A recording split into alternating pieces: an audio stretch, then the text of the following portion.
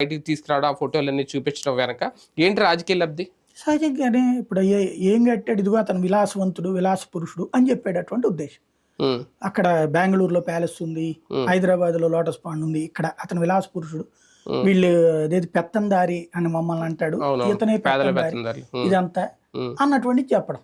ఉమ్, అంటే ఒక పాయింట్ ఏంటంటే, ఇతను ఏమి పేదల మనిషి కాదు, ఉమ్, ఇతను విలాసవంతమైన జీవితం చేస్తూ ఉమ్, పేదల పక్షపాతం చెప్పుకుంటాడు అని. ఉమ్. అతను కూడా నేను పేదోడిని ఎప్పుడూ చెప్పలేదు. చెప్పలేదులే. ఉమ్, అతను చెప్పేది ఏంది, ఉమ్, పేదలకి సంబంధించి నేను సంక్షేమ పథకాలు ఇస్తాను, ఉమ్, ఆ పేదలకి అది అందకుండా చూసేటటువంటి పెత్తందారులతో నా పోరాటం అన్నాడు. ఉమ్, ఇతనే పెత్తందారు, పేదలకి కాకుండా ఇతను చివరికి పేదలకేమో మరుగుదొడ్డి 1 సెంట్ ఇస్తాడు, ఇదే మామూలుగా 1 సెంటు ఇల్లు ఇస్తాడు, ఉమ్. ఇతనిదేమో సెంటు కంటే ఎక్కువ ఉంటుంది టాయిలెట్ అని చెప్పడం వీళ్ళది అదే అదే. ఉమ్, అక్కడ. ఉమ్, కాకపోతే ఒక్కసారి ఏ నాయకుల ఇళ్ళైనా ఉమ్, అంతకంటే తక్కువగా ఉన్నాయా? ఉమ్, లేదు. బేసిక్గా వచ్చేటప్పటికి ఇంతకంటే తక్కువ ఖర్చుతో కట్టుకున్నారా?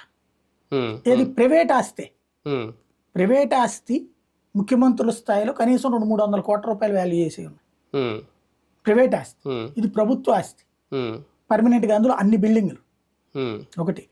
ఇంకోటి పర్యావరణ పరంగా అట్లుంటది ఇట్లుంటది. నిజంగా ఆ విజువల్ చూస్తే ఎంత అద్భుతంగా కట్టారా అనిపించింది. అదే. దురదృష్టం ఏంటంటే